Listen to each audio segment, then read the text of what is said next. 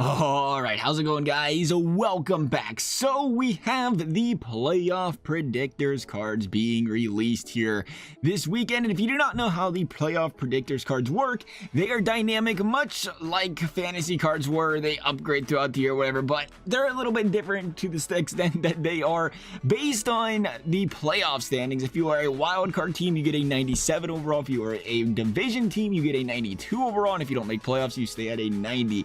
These change Monday and Friday and become permanent at the end of the season whenever whichever team becomes the division winners and the wild card winners. So today we're going to go over some of the better ideas as far as investing to make coins. So today we're going to go over some of my favorite players out there right now I think you can buy and make coins on the long run. There's a couple of things I want to go over first here though. First of all, keep in mind this is March, well it's last day of February. These will not be completely upgraded until April, right? That is when things will be confirmed, is in April. So do bear in mind a 90, a 92 is going to go for a little bit less in April when all the team of the year or team of the season hypes out. It'll be team of the season at that point, right? Team of the season hypes out. So everything will probably be a little bit lower. But right now, you're seeing 90 overalls go for about 60K. You're seeing 92s go for about 150, 160K.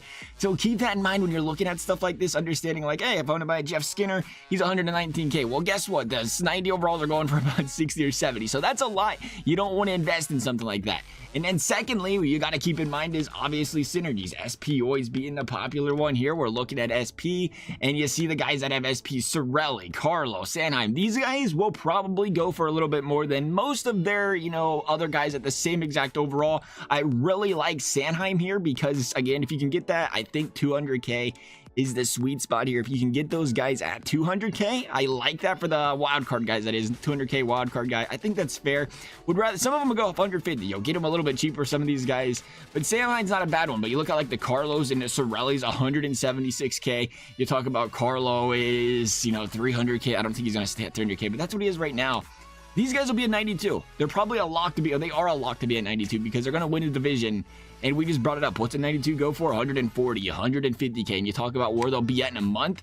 You don't want to really invest in those kind of guys that I think they're locks. I'm not a big fan of that. Unless you can find guys that are locks for, like 100K, 110K or something that go to a 92, then I would consider it. But when you see these guys at 200, 250, that's just, it's a little bit too steep to be going for guys like that, I think, right now. But at the end of the day, you do have to keep in mind that because these guys do have SP, they will go for a little bit more when they come out of packs and they start to dry up a little bit compared to the rest of the 90 overalls.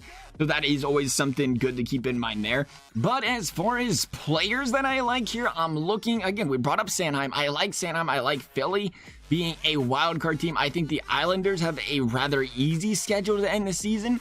They have a, I should say, favorable schedule where I think they go ahead and they can slot into that third spot with Pittsburgh and Washington in the division, which leaves teams like Philadelphia and Carolina. Where's Carolina? Carolina's around here somewhere, right? Carolina. That's not Carolina. That is Columbus. I don't think Columbus makes playoffs. You heard it here first. Just too many injuries over here for us. We can't come over it. I think we're going to have to deal with what we have here, and that's going to help these other teams open a spot there. Where is Carolina? Is there not Carolina players up right now? Maybe there isn't. There's Carolina. Fugo. I like Carolina. 200K, that's another one. You talk about the guy that's a 90. He could go to a 97 at 200K. That's a very good price right there. I see Carolina, Philadelphia, and the Rangers being those three teams that fight over those two wild card spots. Possibly Florida as well. Actually, I was thinking I see Dadonov for 110K, 120K. He is one of those cases where there's not a lot of them, but if you look at teams that are like the outside looking in, I think those Winnipegs as well, you just have to follow it closely. You see these guys go for 110, 120K like this, why not? Florida is literally 4 points out of the playoffs right now. They get hot, they make playoffs. And the other thing with Florida that's interesting, as much as I think the Leafs are a lock in the division, if they're not a lock, guess who takes them out? Florida. And then Dadonov's card's going to go up because they're a playoff team. They're going to be a wild card team before they're, well, they maybe not, the way it depends on Toronto plays. But being a playoff team, we'll see his card go up. So I really like the really low risk guys like Evgeny Dadonov here. And I like, is it Pionk? Pionk was the same story. It was cheaper before, like 140, 130K. Winnipeg's right in the mix. The problem with Pionk is the guy is literally 5'11", so that's going to be the struggle here. But besides that, I like I like guys like that. And I do ultimately think that is where the money's at. Besides, like I said, the Dadanovs where there's the stretch and he's cheap kind of deal, I like him. But otherwise, I'm looking at two places. I'm looking at the Metro and I'm looking at the Central teams, because the Metro and the Central teams look to be the two teams that are going to be, they have three teams that are in firm control of their divisions. I think Metro not as much as the Central, but you see they have, three good teams that I think they're going to make playoffs, which means there's going to be other Metro teams, other Central teams that are fighting for playoff spots, but the playoff spots they're fighting for are wild card spots. You look at teams like, Vegas, where that Pacific is just completely jam-packed together. I couldn't tell you who's going to make the wild card, who's going to make the division. It's a coin flip. You want to play that game with those? Hey, go ahead. But for now, it's very, very tough. Paul Stats, he's not a bad one now. 130K. Maybe Vegas goes on a losing streak. They go down to a 97. That's not a bad price. But I do think at least over this first weekend, a lot of these playoff cards are going to be a game of, people putting them up for steals, not understanding the full value. And you kind of have to take advantage of it. Like we picked up a Carolina guy yesterday for 140K. Somebody put him up 140 like instantly. You got to buy that, because the second day, they're a wild card team at the end of this weekend. He's going to be a 97. He's going to go up really quick. He's already 200K anyway. So I think that's the real, if you can get into playoff cards right now. We're going to do a second video, I think, on talking about how you can flip them, week by week by week. But we're kind of talking more about if you're just thinking about holding on to these guys for, the entire month and hoping to get an upgrade. You see your team struggling, you can sell them, of course. But that's kind of what we're trying to cover here. And right now I've seen it a lot. Like I seen the Dadanov earlier, 100K. I seen, the 150K Carolina guy.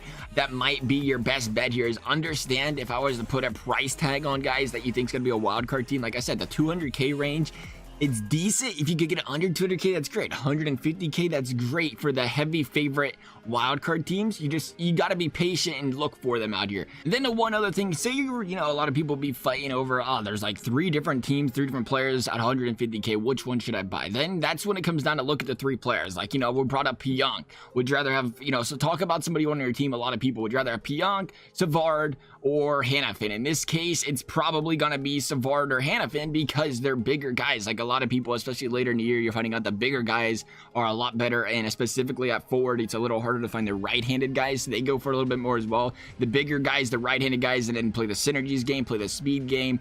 Put all that into effect if you're just like, let me flip the coin between three players, because at the end of the day, the ones that are more desirable are going to go for more, whether they're all 90s, all 92s, or all 97s. Overall, though, it's a game of uncertainty. That's why I said I'll put it on one more time. That 200K, that's the magic number, I think, here. Because if guys get the 97, they're going to go for 350, 400K. If they don't, they're going to go for, again, the 140, 150. Or in that case, you're losing 50K, or you can make 100 to 200K. So it's not a bad number there. I don't want to completely doghouse like teams like the Pacific, because the thing about the Pacific is I don't think it's as, predictable. But that can be the same reason you can pick up players like Vertanen at 200K. That seems like a lot. But as Stastny at 130K seems like a steal. Like I said, they drop a little bit and they fall to a wildcard team, which is possible with how tight that division is, and all of a sudden he's a very expensive card that's a 97. Anything can happen. You have to follow closely if you want to do teams like the Pacific or the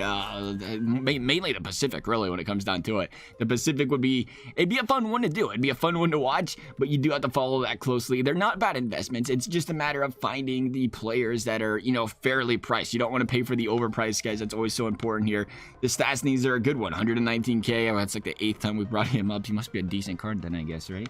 We're liking it. We're liking the Stastny. But I will continue to stress how important knowing, the price of the 90s, the price of the 92s are. We brought it up to 60K, 150K. You don't want to get caught spending, 120K for a guy that's likely to be a 90. You don't want to get caught spending 250K for a Tampa Bay Lightning player who is going to essentially be 150K even when he gets his guaranteed 92 upgrade.